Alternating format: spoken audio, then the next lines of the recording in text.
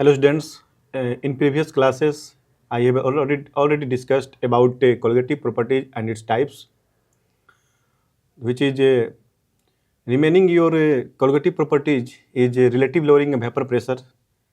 तो चलिए आज हम लोग देखते हैं रिलेटिव लोअरिंग वेपर प्रेशर जो कि कोलिगेटिव प्रॉपर्टीज का ये 4 टाइप्स है और इसको जो है हम लोग आज अच्छे तरीके से देखेंगे। सबसे पहले हम लोग जानेंगे कि कोलिगेटिव प्रॉपर्टीज का ये जो 4 टाइप्स जो है relative lowering of vapour pressure जो है हमारा ये क्या होता है। ठीक है, जिस तरीके से हम लोग जो है अभी आपका प्रीवियस क्लासेस में जो है ऑस्मोसिस एंड ऑस्मोटिक प्रेशर के बारे में देखा था, उसके बाद जो है हमारा और भी जो इसके टाइप जो है कि depression of freezing point, elevation of boiling point, उसमें जब हम लोग कोई भी नॉन वोलेटाइल सॉल्यूट को ऐड करते थे तो उसका जो बॉइलिंग पॉइंट हो गया या फिर आपका फ्रीजिंग पॉइंट हो गया वो क्या घट या बढ़ जाता था। लेकिन आज जो है हम लोग रिलेटिव लोअरिंग वेपर प्रेशर जो है काफ़ी इंपॉर्टेंट है और इससे जो है हमारा जो है क्वेश्चन जो है आते रहते हैं बोर्ड में और इस बार भी आएंगे ही आएंगे आपका। ठीक है, रही बात जो है हमारा जो रिलेटिव लोअरिंग वेपर प्रेशर जो है क्या होता है, तो कोई भी जो सोल्वेंट में जो है हम लोग अगर नॉन वोलेटाइल सॉल्यूट को ऐड करते हैं तो उसका जो वेपर प्रेशर जो है घट जाता है। बात करते हैं कि जो नॉन वोलेटाइल सॉल्यूट होता है उसके बारे में मैंने आपको बताया था कि नॉन वोलेटाइल सॉल्यूट जैसे शुगर हो सकता है आपका, इवन सॉल्ट हो सकता है, ग्लूकोज हो सकता है, ये सब क्या है हमारा नॉन वोलेटाइल सॉल्यूट है। ठीक है, तो जिस तरीके से जो है हम लोग एलिवेशन ऑफ बॉइलिंग पॉइंट में या फिर रिलेटिव लोअरिंग वेपर प्रेशर में हम लोग देखे थे कि किस तरीके से बॉइलिंग पॉइंट बढ़ जाता था और जो डिप्रेशन ऑफ फ्रीजिंग पॉइंट है उसका जो फ्रीजिंग पॉइंट किस तरीके से घट जाता था। ठीक है, तो ये जो चीज़ें जो हैं आइए हम लोग देखते हैं कि क्या होता है इसमें रिलेटिव लोअरिंग वेपर प्रेशर, फिर उसके बाद जो है हम इसका डेरिवेशन देखेंगे विथ डिफिनेशन। ठीक है, तो आइए देखते हैं।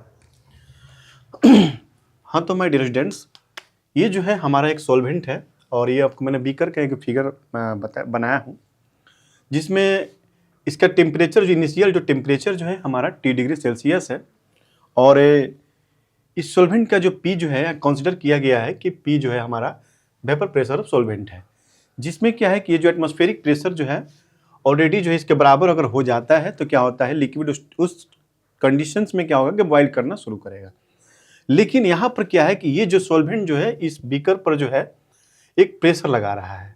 ठीक है ना, जिस प्रेशर को हम लोग बोलते हैं वेपर प्रेशर ऑफ सॉल्वेंट। कब? जब इनिशियल स्टेज का टेम्परेचर जो है T डिग्री सेल्सियस है। ठीक है, रही बात कि अब उस सॉल्वेंट में जो है हम नॉन वोलेटाइल सॉल्यूट को ऐड करते हैं तो उसका जो वेपर प्रेशर जो है क्या होता है घट जाता है। जिस तरीके से एलिवेशन ऑफ बॉइलिंग पॉइंट में हम लोगों ने देखा था, डिप्रेशन ऑफ फ्रीजिंग पॉइंट में देखा था कि अगर कोई भी नॉन वोलेटाइल सॉल्यूट को अगर हम ऐड करते हैं एलिवेशन ऑफ बॉइलिंग पॉइंट क्या होता है बढ़ जाता था और वही जो है डिप्रेशन ऑफ फ्रीजिंग पॉइंट की हम बात करें तो उसमें घट जाता था।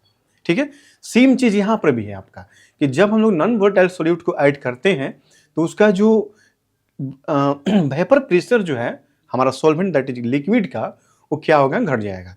ठीक है, तो यहाँ पर जो मैंने दिखाया है कि ये जो कलरफुल से पिंक कलर से जो है कोई नॉन वोलेटाइल सॉल्यूट है, कुछ भी नॉन वोलेटाइल सॉल्यूट में आपका हो सकता है, चाहे वो शुगर हो सकता है, सॉल्ट हो सकता है, ग्लूकोज हो सकता है, कुछ भी और भी है, बहुत सारे हैं नॉन वोलेटाइल सॉल्यूट है। इसमें जो हम ऐड किए तो इसका जो वेपर प्रेशर है सॉल्यूशन का, क्योंकि पहले क्या था हमारा सॉल्वेंट था, जब हम लोग उसमें ऐड किए तो क्या हो गया एक कंपोनेंट दूसरे कंपोनेंट को ऐड किए तो क्या हो गया सॉल्यूशन फॉर्म हो गया।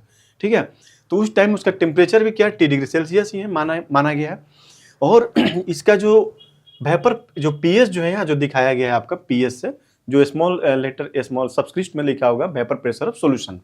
यहाँ पर क्या है हमारा कि ये जो नॉन वोलेटाइल सॉल्यूट को जैसे ही हम उसमें ऐड करते हैं तो उसका जो वेपर प्रेशर जो है लिक्विड का क्या होता है घट जाता है। ठीक है, ऐसे भी एक मैं आपको डेली लाइफ के एग्जांपल में बता रहा हूँ कि जिस तरीके देखिएगा पहले क्या मतलब अभी अब तो खैर जो चावल जो है राइस जो है कुकर में लोग बनाते हैं घर में, लेकिन अभी भी बहुत से जो रूरल एरिया हैं वहाँ पर जो है हमारा लोग यूटेंसिल जो है जिसको हम लोग रूरल लैंग्वेज में जो है तसला बोलते हैं, ठीक, डेगची, उसमें जब चावल को बनाया जाता है राइस को देखिए ना कि जब उसको बॉयल पहले वाटर का बॉयल करना शुरू कर देता है, फिर उसमें चावल डालते हैं तो चावल डालते फिर क्या वेपर प्रेशर जो नीचे से जो लगाता है, ठीक है ना, तो जो उसमें ढक्कन जो होता है वो ऑटोमेटिक ऊपर आने लगता है।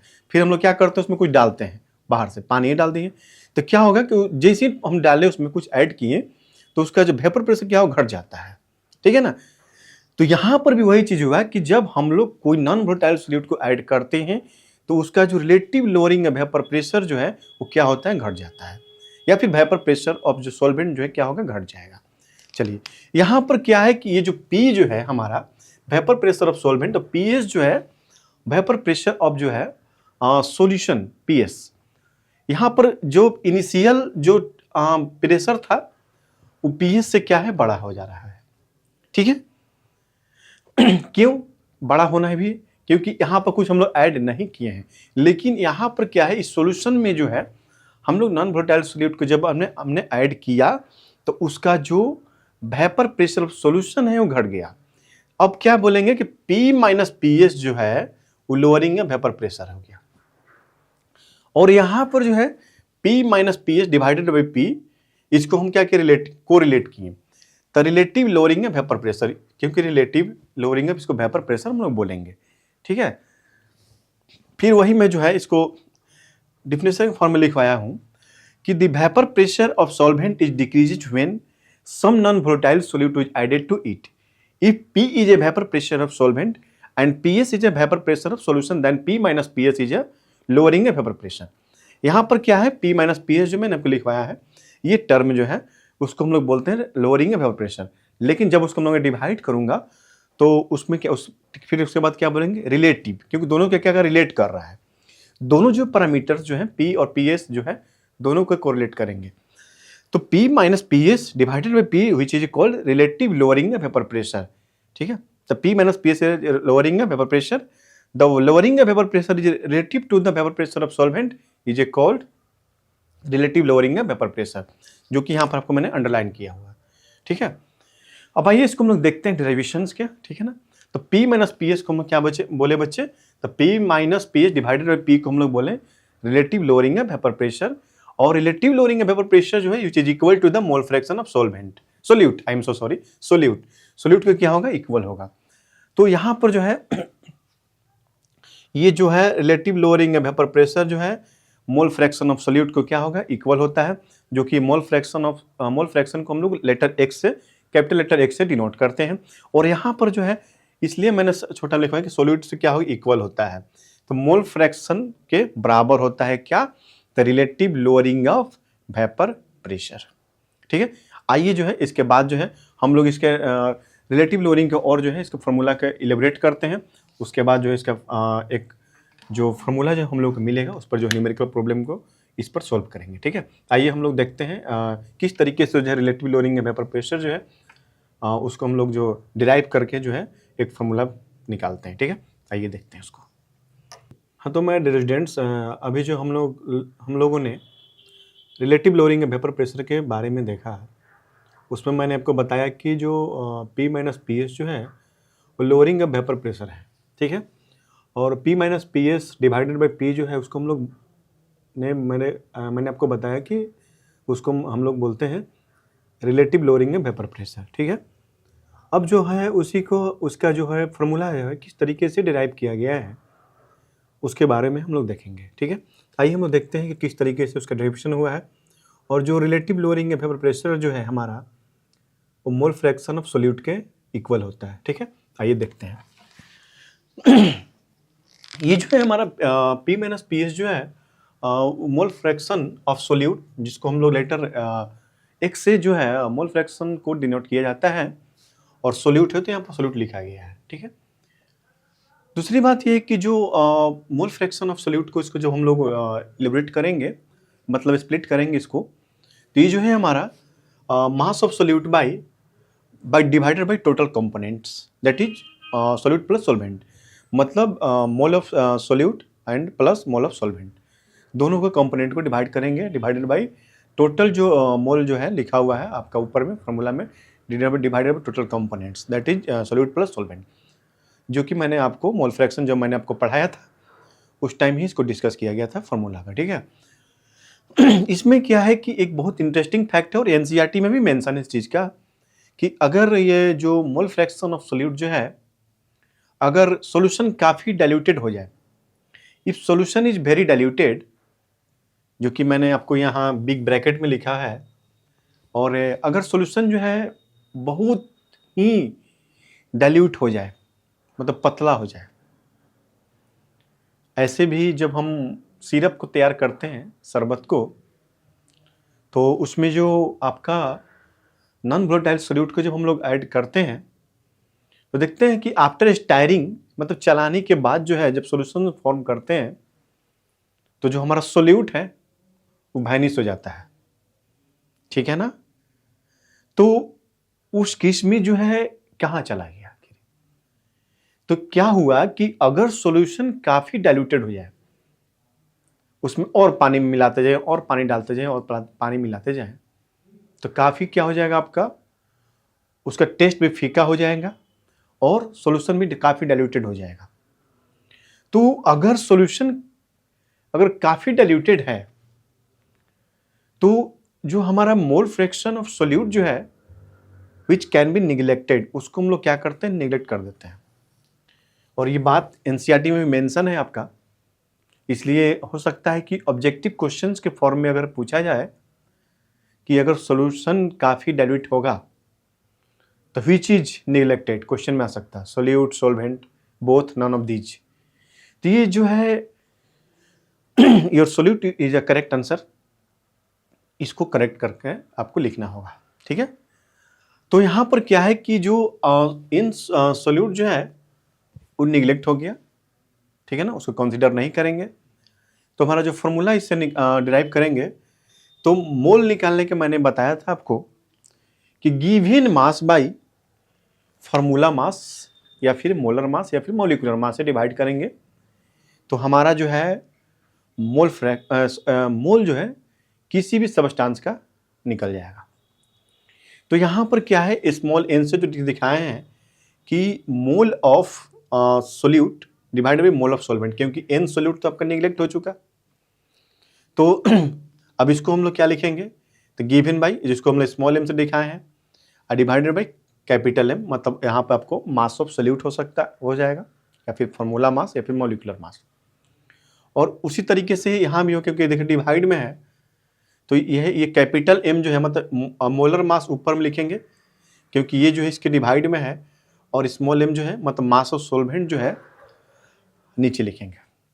तो ये हमारा फॉर्मूला जो है, ये जो रिलेटिव लोअरिंग का जो है यही फॉर्मूला हुआ कि P minus P S divided by P equal to small M solute divided by capital M solute into capital M solvent divided by M small M solvent, ठीक है। तो ये हमारा एक रिलेटिव लोअरिंग का जो है फॉर्मूला है, और इस पर आपको न्यूमेरिकल प्रॉब्लम जितने भी हैं इस टॉपिक से रिलेटेड, इससे आसानी से सोल्व कर सकते हैं, ठीक है। और सबसे जो इंटरेस्टिंग फैक्ट जो है, सबसे इंटरेस्टिंग बातें जो है इसमें हमारा, कि अगर सॉल्यूशन काफ़ी डाइल्यूटेड हो जाएगा, तब उस केस में जो है इन सोल्यूट को हम लोग निगलेक्ट करेंगे, ठीक है। चलिए अब जो है हम लोग पढ़ेंगे रॉलेट्स लॉ, जो कि काफ़ी इम्पोर्टेंट टॉपिक है सॉल्यूशन चैप्टर का, ठीक है। आइए हम लोग देखेंगे रॉलेट्स लॉ के बारे में। हाँ, तो माय डियर स्टूडेंट्स, अभी जो मैंने आपको बताया था रॉलेट्स लॉ के बारे में, तो अब हम लोग पढ़ेंगे रॉलेट्स लॉ क्या होता है, ठीक है। रॉलेट्स लॉ जो है, इसमें दो कंपोनेंट्स के बारे में पढ़ना है। एक जो है आपका Raoult's law for volatile components, and second is Raoult's law for non volatile components. Volatile और नॉन वोलेटाइल कंपोनेंट्स के बारे में मैंने आपको बता चुका हूँ। और ये जो वोलेटाइल और नॉन वोलेटाइल कंपोनेंट क्या होता है कि जो कम्प्लीटली जो वेपर में चेंज हो जाए, एक तरह से बोल सकते हैं उसको उड़ने वाली सबस्टांसेस, और जो एक जो होती हैं कम्प्लीटली जो है वेपर में कन्वर्ट नहीं हो पाती हैं, उसको हम बोलते हैं नॉन वोलेटाइल कंपोनेंट, ठीक है। और इसका एग्जांपल भी मैंने आपको बता रखा है, ठीक है ना। तो सबसे पहले जो है इसमें हम लोग आज जो है रॉयल्स लॉ का जो डेरिवेशन जो है फॉर वोलेटाइल कंपोनेंट्स के लिए हम पढ़ेंगे, उसके बाद नॉन वोलेटाइल कंपोनेंट्स के लिए है। तो पहले हम देखेंगे कि जो Royals law for volatile components में क्या है और उसका फॉर्मूला आज देखेंगे और उसका किस तरीके से जो है फॉर्मूला को डिराइव किया गया है। ठीक है, तो आइए हम लोग देखते हैं कि जो रॉयल्स लॉ है फॉर वोलेटाइल कंपोनेंट क्या है। आइए। हाँ, तो माय डियर स्टूडेंट्स, ये जो रॉयल्स लॉ जो मैंने आपको बताया कि ये जो है इसका दो कंपोनेंट होता है। एक जो होता है फॉर वोलेटाइल कंपोनेंट के लिए और सेकंड जो है आपका नॉन वोलेटाइल कंपोनेंट के लिए, जिसमें आज हम लोग पढ़ेंगे for volatile component Royals law क्या क्या होता है फॉर वोलेटाइल कंपोनेंट्स। ठीक है, इसमें क्या है कि ये एक बीकर है, इवन यूटेंसिल्स बोल सकते हैं, जिसमें मैंने उसको हीट किया। तो इस सॉल्वेंट का जो प्रेशर जो है, ठीक है ना, जिसमें मैंने लेटर ए और बी से आपको दिखाया है, ये जो है आपका सोल्यूट कंपोनेंट है और जो लेटर बी जो है वो सॉल्वेंट है। तो जब उसको हम हीट किए उस सॉल्वेंट को, तो उसमें कुछ प्रेशर लगा और उसमें ऑलरेडी दोनों है, सोल्यूट और सॉल्वेंट दोनों है, बट उसको हीट किया गया और आफ्टर हीटिंग उस पर प्रेशर अप्लाई हो रहा है, जो कि पीए और पीबी से आपको डिनोट किया गया है। पीए जो है वो वेपर प्रेशर ऑफ ए है, जो मतलब ए आपका सोल्यूट को दिखाया गया है, जो कि मैंने यहाँ लिख रखा है कि ये जो है वोलेटाइल सोल्यूट है और बी जो है आपका वोलेटाइल सॉल्वेंट है। सॉल्वेंट वोलेटाइल मतलब उड़ने वाली सबस्टांसेस। ठीक है। दूसरी है बात यह है कि जो पीबी जो है वो वेपर प्रेशर ऑफ ए और पीए जो है उसको हम लोग बोलते हैं वेपर प्रेशर ऑफ ए। तो पीए और पीबी क्या है, ये जो लेटर यहाँ पर दिखाए हैं और स्मॉल ए और स्मॉल सॉरी यहाँ कैपिटल ए और कैपिटल बी से जो सब्सक्रिप्ट के फॉर्म में लिखा गया है, जिसमें पीए जो है वो वेपर प्रेशर ऑफ ए है और पीबी जो है वेपर प्रेशर ऑफ बी है। अब बातें आती हैं ये जो जब हम लोग उसको सॉल्वेंट को जिसमें सोल्यूट मिला हुआ है हीट करते हैं, तो क्या होता है कि मोल फ्रैक्शन का वो डायरेक्टली प्रोपोर्शनल होता है। जो वेपर प्रेशर ऑफ ए है सोल्यूट का, वो किसके प्रोपोर्शनल होगा आपका, तो डायरेक्टली प्रोपोर्शनल होगा मोल फ्रैक्शन ऑफ ए का।